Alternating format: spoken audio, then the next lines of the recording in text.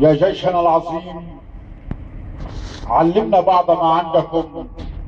علمونا كيف العهد يكون، كيف عاهدتم الوطن بأن لا تعودوا إلى منازلكم إما شهداء أم أشلاء أم نصر كبير. علمونا بعض ما عندكم.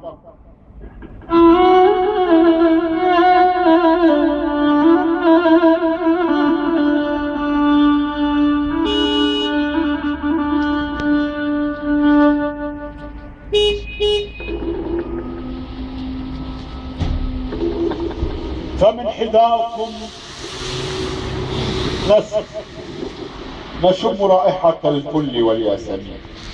علمونا بعض ما عندكم. شكرا.